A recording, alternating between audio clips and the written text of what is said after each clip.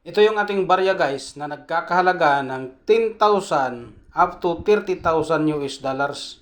Tapusin ang video guys para malaman natin ang tungkol dito sa baryang ito guys ng ibang bansa. The 50 euro cents year 2002 is remarkable piece of European currency history, part of the euro introduction period. The coin reflects Spain's rich cultural heritage through its unique design and craftsmanship. The obverse features the national emblem of highlighting Spain's monarchy and historical symbolism, while the reverse displayed the common 50-cent euro design used across the Eurozone. Struck in durable copper, aluminum, nickel, it has this distinct golden color that catches the eye. Collectors value these coins for both is historical context marking Spain's transition to the euro and its aesthetic appeal.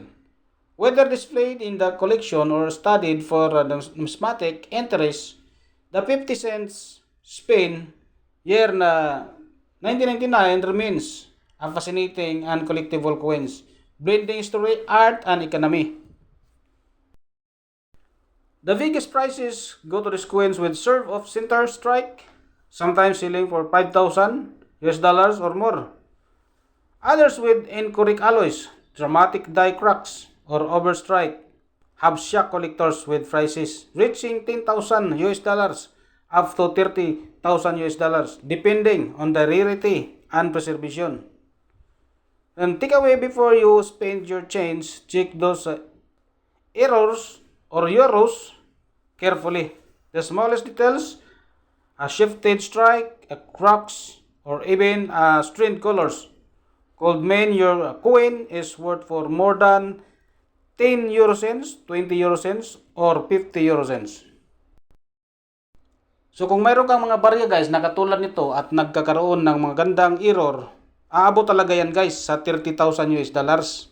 Sa Pilipinas guys ay umabot din ng 1,695,000 pesos. Bago ka magbenta guys, silipin mo muna ang iyong barya kung anong klaseng error. At mas mabuti na guys, dalhin nyo doon sa ating mga coin collectors at ipa-certified nyo guys ang inyong barya. Maraming salamat guys sa panonood at God bless sa ating lahat.